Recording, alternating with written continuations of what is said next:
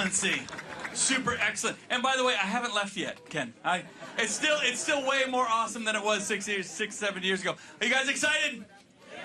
This is the energy. There's a reason where everywhere Nikki Haley goes, she's packing rooms, she's bringing in new voters. We're going to have record turnout tomorrow. I promise good weather for Franklin. I've put in a lot of political chits in that. Look, this is it. 24 hours to go. All the momentum is at Nikki Haley's back. All the new voters are coming in. Everyone's getting excited. Last night in Exeter, I got to tell you, 1,200 people. The energy was through the roof. It was. You haven't seen anything like this in a long time. The other guy was in Rochester with like 300 people. Barely could fill the room. Yesterday's news. Sorry, man. I appreciate it. Look, a lot of us supported former President Trump at 16 and 20, but that is not the future, right?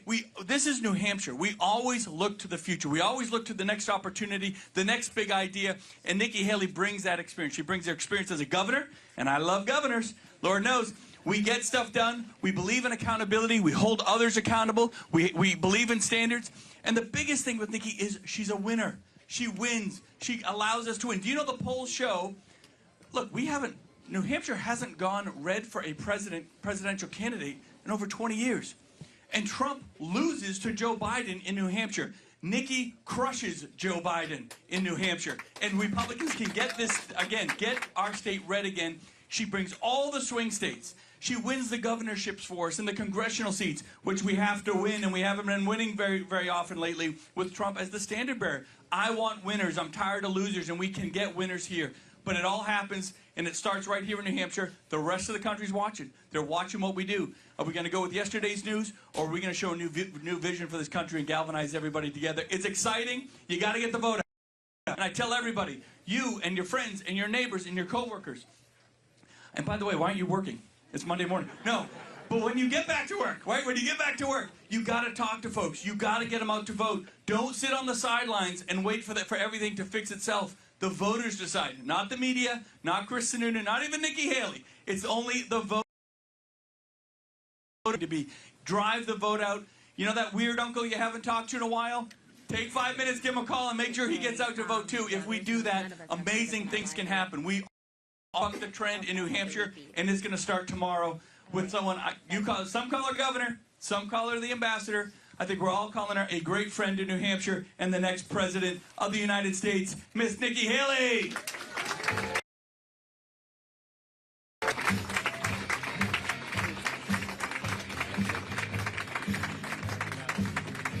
Thank you so much.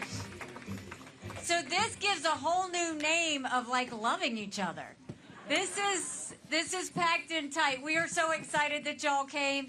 How cool is Chris Sununu? Give it up for him. You know, we're obviously grateful for his endorsement, but what I love is watching his relationship with you. I have watched this entire time. He doesn't talk to you from a podium. He talks to you at a diner. He talks to you at a bowling alley. He talks to you, on the street. He talks to you wherever he goes. That's the kind of governor he's been. And that's more of what we need, right? Is people who remember that they serve the people, not the other way around. And Chris, you continue to prove it every day. God bless you for it. So happy pre-election day. I am so excited. It's been almost a year that we've been campaigning in this great state, touching every hand, answering every question, being the last person to leave. That's why I'm excited, as tomorrow is the big day. I know you're excited because tomorrow, no more commercials, no more mail. I know you're excited not to have any of that. But look, this is what we're down to. It is now a two-person race. And what that means is your decision to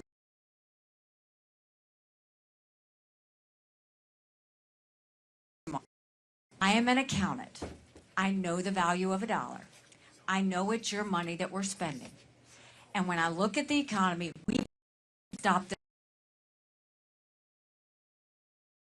political class has put us in debt, and they need to stop.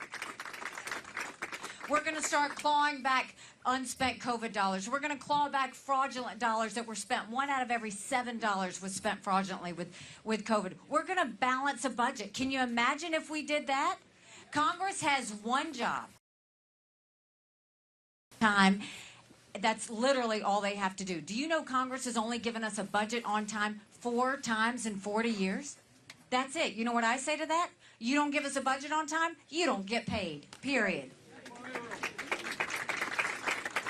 So we're going to stop the spending. We're going to stop the borrowing. We're going to eliminate their pet projects. I'm going to veto any spending bill that doesn't take us back to pre-COVID levels. We're going to eliminate the federal gas and diesel tax. We're going to cut taxes on the middle class. And we're going to make small business tax cuts permanent because they are the heartbeat of our economy. When it comes to education, we're going to make sure that the parents are back in charge. We're going to make sure that we focus on getting our kids reading again. 31% of 8th graders are not proficient in reading. 31% of 8th graders are proficient in reading. That's it. Only 27% of 8th graders are proficient in math. We're going to get them reading again. We're going to focus on complete transparency in the classroom. No parent should ever wonder what's being said or taught to their child in the classroom. We will have curriculums online for every parent to see. We will allow parents to be able to choose which schools their child goes to. And we'll put vocational classes back into our high schools so that our kids start learning to build things again. And then when it comes to the border, enough of this. Enough. When I was governor, I passed the toughest illegal immigration law in the country. President Obama sued us over it, and we won. This is lawlessness that doesn't look like the United States of America. We are going to close our border. We're going to make sure we do that by doing what we did in South Carolina. We're going to do a national E-Verify program and require businesses to prove that the people they hire are in this country legally. We're going to defund sanctuary cities once and for all. No more safe havens for illegal immigrants. We're going to put 25,000 Border Patrol and ICE agents on the ground and let them do their job. We're going to go back to the Remain in Mexico policy so that no one even steps foot on U.S. soil. And instead of catch and release, we're going to go to catch and deport. That's how we'll stop what's happening on the border. And then I know we've got a lot of veterans in this room. And they have a special place in my heart and in America's heart. But we have to do better. Right now, 35,000 veterans are homeless in America. 1 in 3 suffers from PTSD or thoughts of suicide. We lose 22 heroes a day to suicide. If a veteran needs a doctor's appointment at the VA, on average, it takes 29 days. Why 29 days? Because on the 30th day, they can go to the doctor or hospital of their choice. So midway through the 29 days, they get a call to reschedule. And the clock starts all over again. It's shameful how we treat our veterans. I'm the proud wife of a combat veteran. He served in Afghanistan. The day he came home to us, that was a lot of prayers answered. But that was the easy part. When we got home, life got hard. Michael couldn't hear loud noises. He couldn't be in crowds. Life had passed him by for the year that he was gone. And the transition was tough. We can't just love our men and women when they're gone. We got to love them when they come back home, too.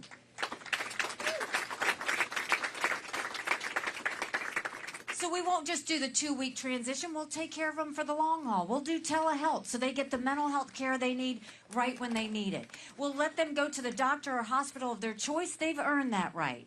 And I think the way we deal with VA health care, I think every member of Congress should have to get their health care from the VA, and you watch how fast that gets fixed. And we knew at the United Nations there were 2 things Russia, China, and Iran never wanted us to have. They never wanted us to have a strong military, and they never wanted us to be energy independent. We won't be energy independent. We will be energy dominant. We will get the EPA out of the way. We will speed up our permitting. We will open up our pipelines, including the Keystone Pipeline. We'll export as much liquefied natural gas as we can. We'll do nuclear power. We will do an all-of-the-above energy approach. And we will make sure that we turn our energy industry into an economic powerhouse. That will get inflation down, and that will build up our economy. And when it comes to national security, no more putting our head in the sand. No more waiting and being reactionary.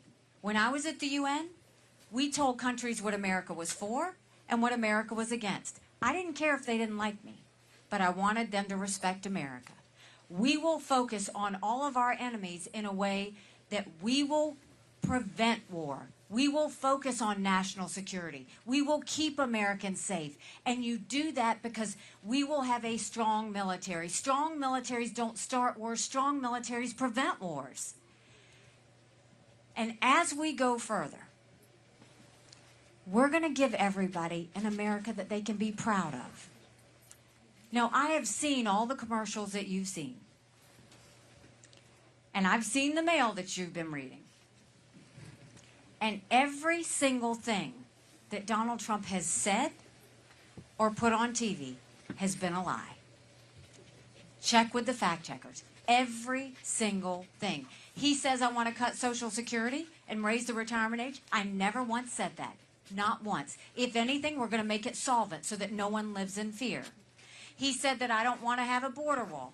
I never said that. I said you can't just do a border wall. You got to do all these other things that are going to stop what's happening at the border. He says that I love war. Quite the contrary. You don't have a husband that's in the military and love war. You are obsessed with preventing war. That's what happens when you do that.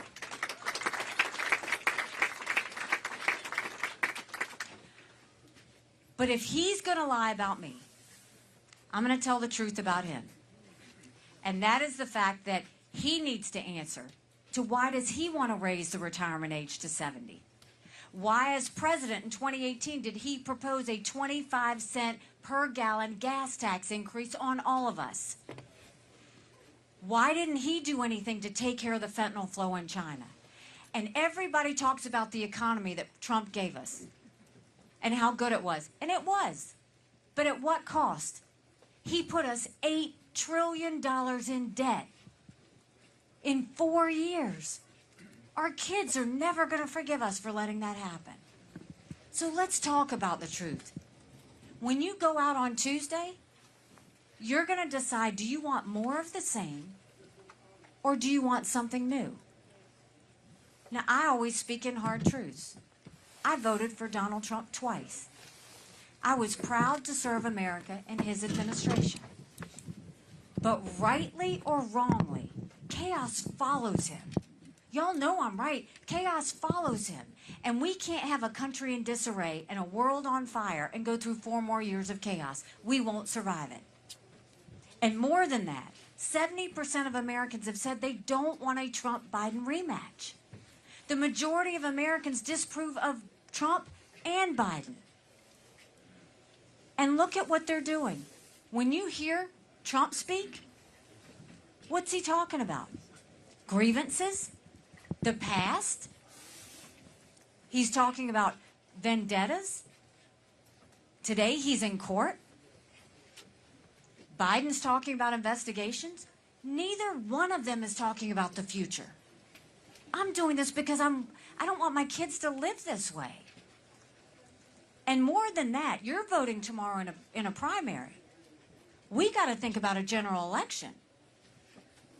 Because let me tell you, look at any one of those polls, head to head, Trump and Biden are in a dead heat. And I'm going to remind you, a vote for Joe Biden is a vote for Kamala Harris. We do not want to ever have a President Kamala Harris. And when you look at those polls, Biden and Trump, dead heat, we're going to be holding our breath. I am in every one of those same general election polls. I defeat Biden by up to 17 points. Do you know what that means? That's bigger than the presidency. That's us getting things back on track in the House, in the Senate, governorships, down to school board. But you win with a double-digit win going into D.C. You know what that is? That's a mandate to stop the wasteful spending and get our economy back on track. That's a mandate to get our kids reading again and go back to the basics in education. That's a mandate to secure our border with no more excuses. That's a mandate for law and order in our country, and that's a mandate for a strong America that we can be proud of. Don't you want that?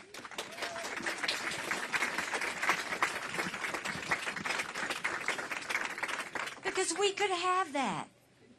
But in order to have that, it's going to take a lot of courage. Courage for me to run. And courage for every one of you to remember. Don't complain about what happens in a general election if you don't play in this primary tomorrow. It matters.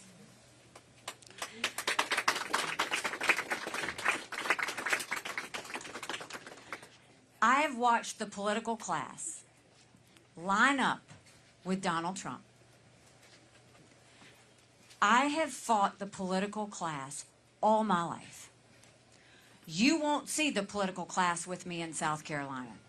You know why?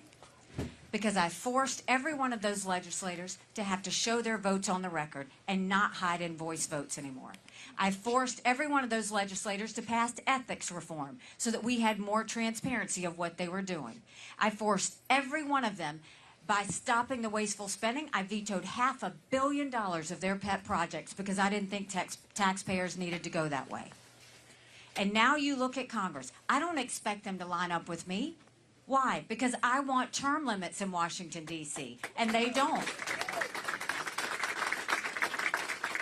I've asked for mental competency tests for them in D.C., and they don't want that. I've said if they don't give us a budget on time, they don't get paid.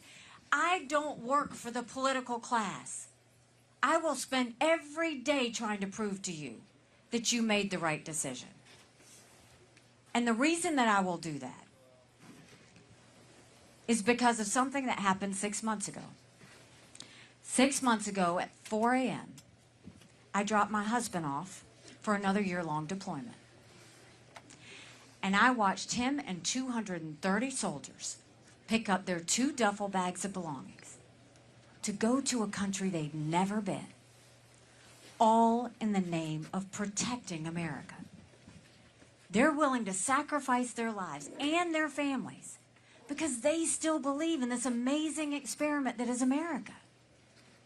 So if they're willing to sacrifice for us there, shouldn't we be willing to fight for America here? Because we have a country to save.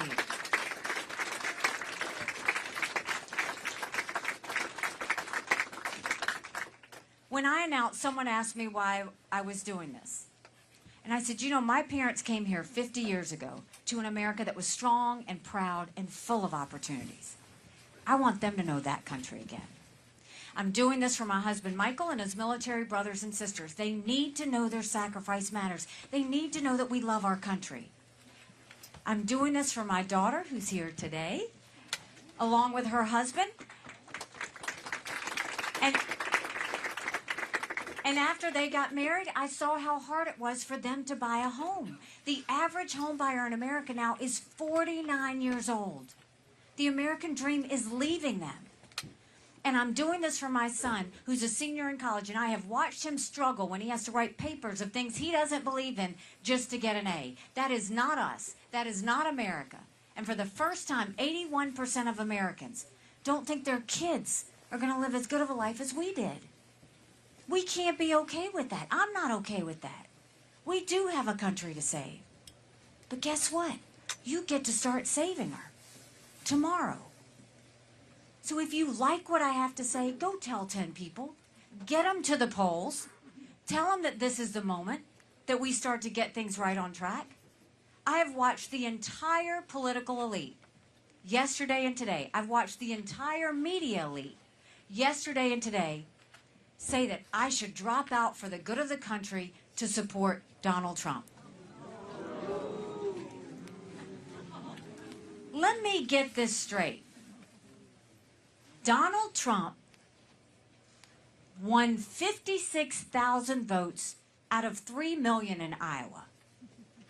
He got 1.5% of the vote in Iowa. America doesn't do coronations. We believe in choices. We believe in democracy, and we believe in freedom. I have said I love the live free or die state, but you know what? I want to make it a live free or die country, and we're not going to stop until we do it. So let's get everybody out to vote. Let's show all of the media class and the political class that we've got a different plan in mind, and let's show the country what we can do. And this is my promise to you. If you join with me on this, I promise you, our best days are yet to come. God bless you. Thank you so much.